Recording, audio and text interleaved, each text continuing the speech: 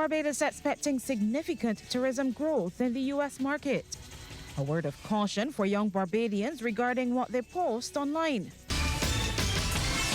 Broadcasting from our studios in the Pine St. Michael, this is CBC NewsNight, starting now.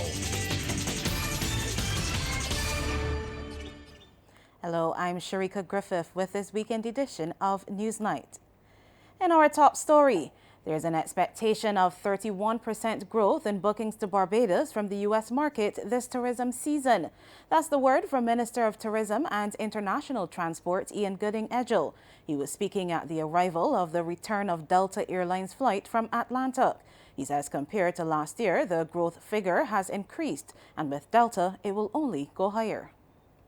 I must acknowledge that the United States of America continues to be one of Barbados' leading source market.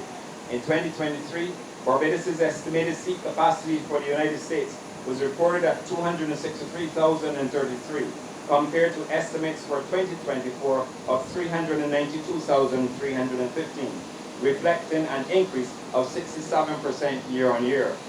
This record indicates the records indicate 170,954 passenger arrivals, which reflects a growth of 31.7% year over year.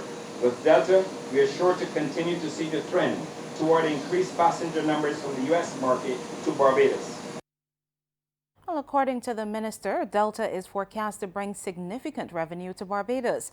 He says so far reservations for flights are well over 20,000 passengers.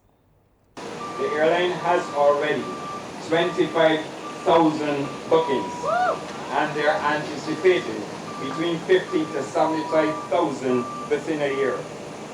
Based on Delta's forecasting, the amount of visitors spent in Barbados will have a local economic impact of approximately $300 million US. Close to 150 young Barbadian athletes have benefited thus far since the introduction of the Scholastic Assessment Test, or SAT, program for student athletes seeking placements in U.S. colleges and universities. The program is an initiative of the Ministry of Youth, Sports and Community Empowerment. According to Minister Charles Griffith, 147 people have completed the program. He made the comment during a workshop for student athletes hosted by the U.S. Embassy at the Roy Marshall Complex of the University of the West Indies at Cave Hill. If we're going to help our athletes to get off the island, there may be some of you in the room who can afford $600 without any issues, but there may be some who will struggle to do that. And hence, that scholarship is available to every single one who is willing or who is interested in doing the program. Just call my ministry and register to do the program. Well, Mr. Griffith has revealed plans to have a sports psychologist on staff at the National Sports Council. I think one of the things that is required with our athletes is the fact that we need to be able to deal with the mental health side of it in order to function at the maximum level. I was in France this year in relation to the Olympics, and I absolutely saw the need to have that personnel come on staff. In other news, young people have been cautioned to think carefully about what they post online.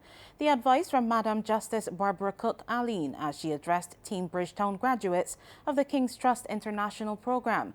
She's expressed concern that online posts can leave a footprint even after they're deleted. Any employer can go and just look for you, Instagram, TikTok, Facebook, and learn about you there. So think twice, particularly the girls. When you're in court, you have a lot of matters coming to court in respect of the Computer Misuse Act, the new act to come.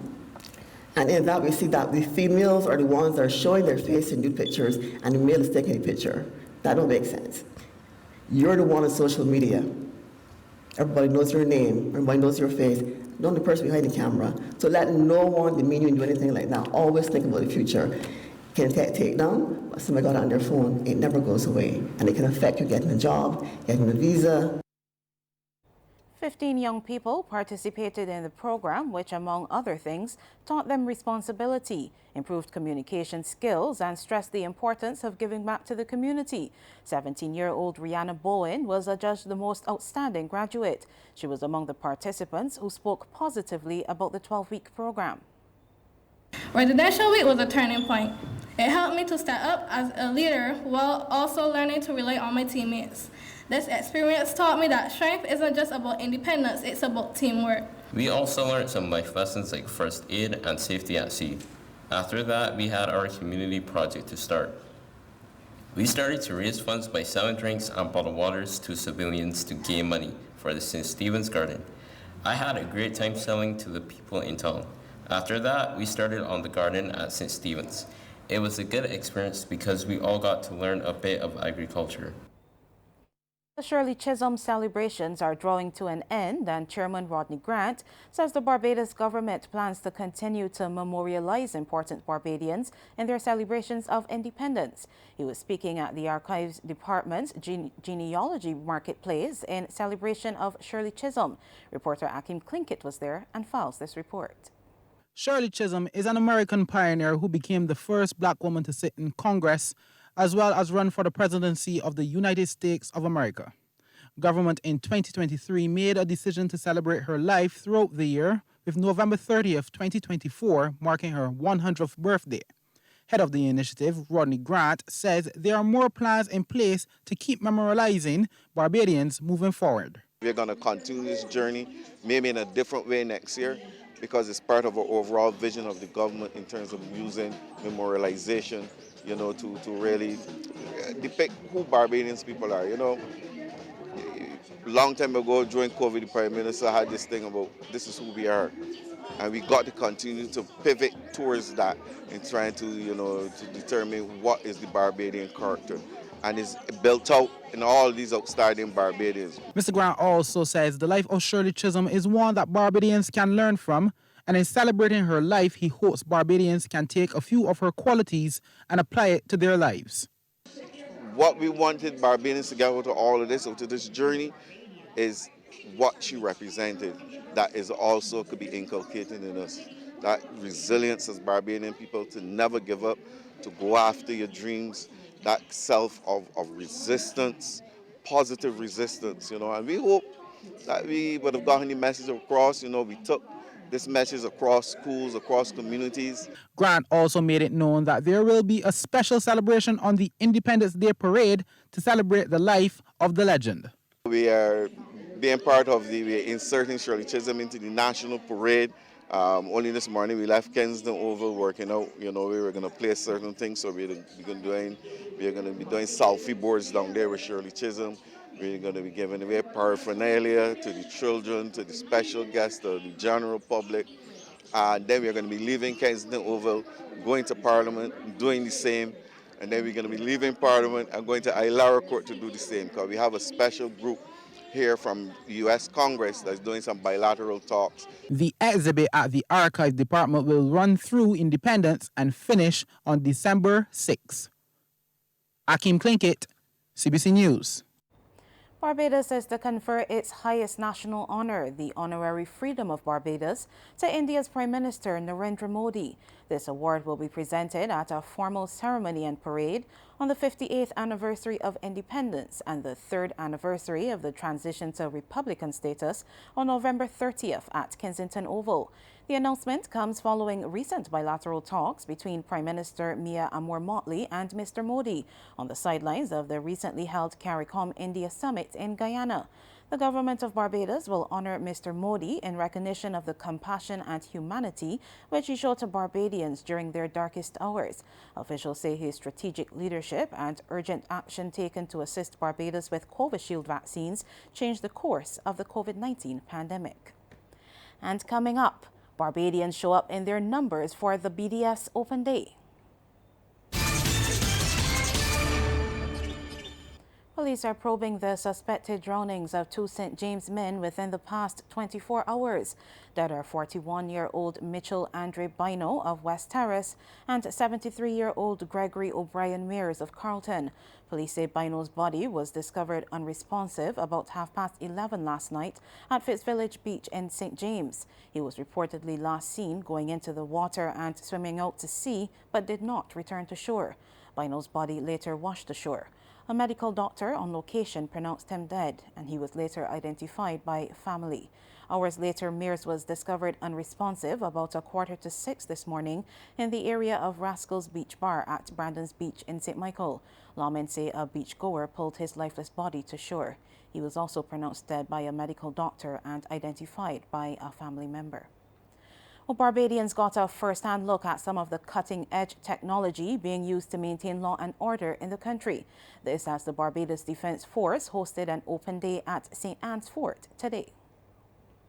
Despite the inclement weather, scores of Barbadians seized the opportunity to tour the facilities at the Barbados Defence Force's St. Anne's base.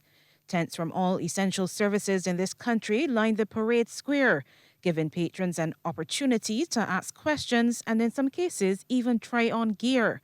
The Barbados Police Service's display was a crowd pleaser, as Constable Wayne Beckles highlighted a new type of speed camera being used by local cops.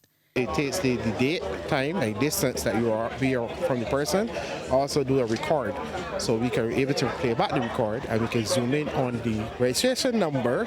That we will tell you next day we come to your house. We'll even tell you what thing. We show you the image in the radar to show that this will happen. Because not a lot of people say not them. There was not their vehicle. We have video footage now to show yes you were there at the time and place. He confirms body cameras are also in use. So when we stop people, we put on the body cam. The cam records 20 seconds before, so we stop you, it records. So when we interviewing people, we turn on the body cam, and all the images on the body cam. So we can use the body cam back at court for evidence. We use the body cam. Corporal Raymond Daniel of the BDF says while the extensive weapons display was quite popular, there are many other career paths people could pursue within the Army. Well, you know the generation of there, so once they come and see the weapons, that's what everybody's interested in. The guys going to want to come and see the different equipment that we carry, because we don't just do operations, we do assistance to the civil people in Barbados. So we even do firefighting, we do a little bit of medical, electrician, carpentry, work on vehicles, which is mechanics. We have clerks. We are a whole variety when it comes to the Army. The open day was well received by members of the public. The guns, most interesting.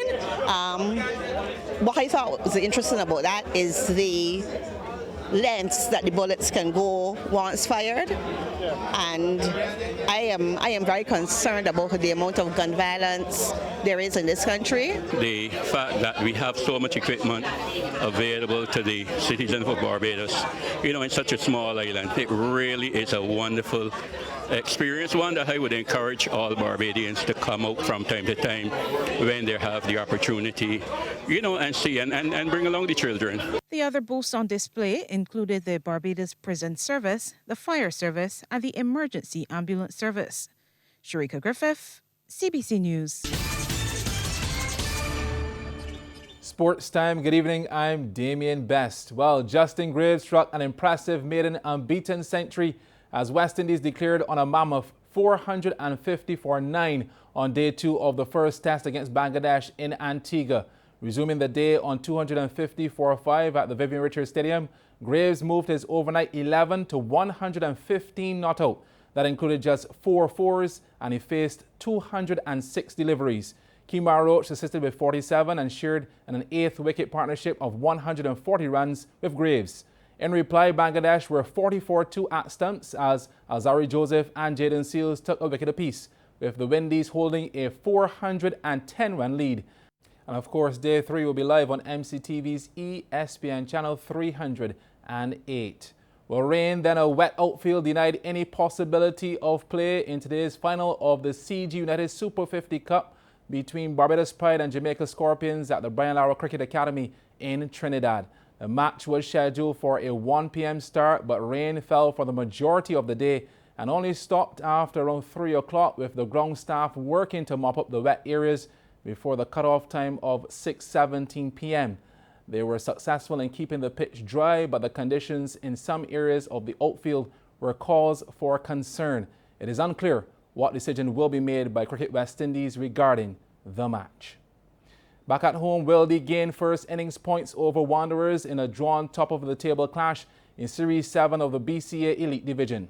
Playing on the third and final day at Dowles Road today, rain stopped host Wanderers on 6 without loss in reply to Wilde's second innings total of 71 for 3 declared.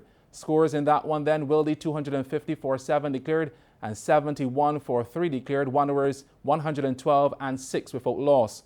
Over at Queen's Park, Gladiola played to a draw against home side Spartan. Scores there, Gladiola 122 and 137 for 4. Spartan 135.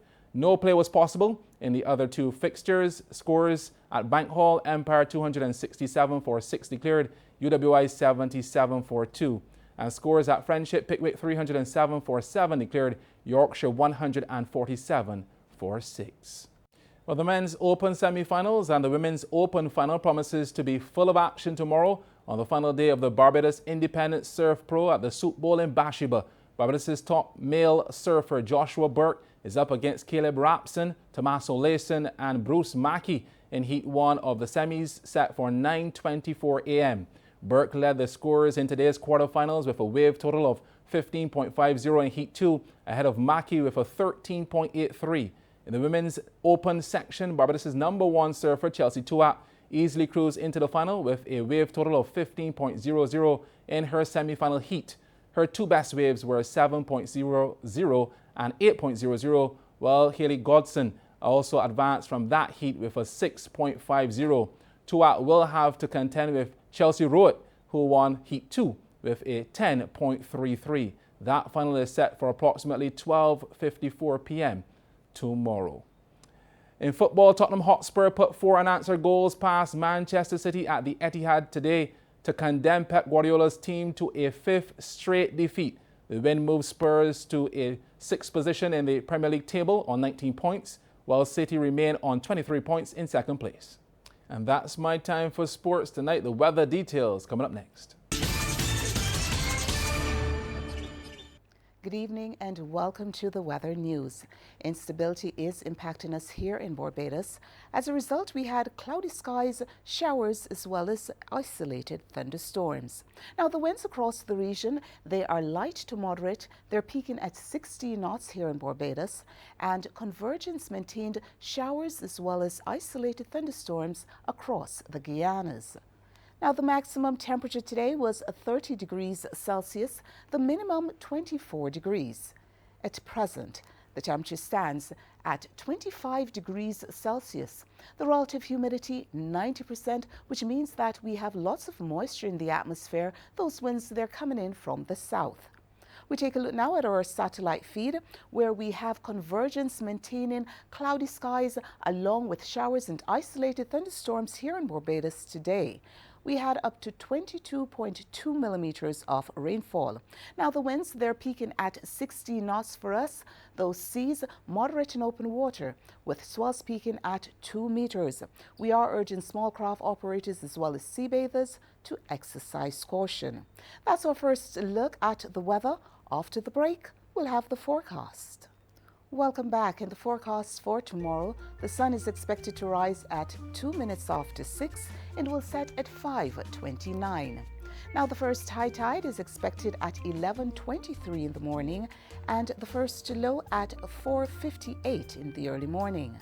Those seas are moderate in open water, with swells peaking at 2 meters. We are urging small craft operators as well as sea bathers to exercise caution, especially along the western coastlines. And the winds, they're coming in from the east and they're peaking at 35 kilometers per hour. For us here in Barbados tonight, we can expect cloudy skies along with clear periods and some scattered showers. Over the next 3 days, occasionally cloudy skies along with a few showers can be expected. Well, that's our news. Thank you for joining us and continue to enjoy your evening.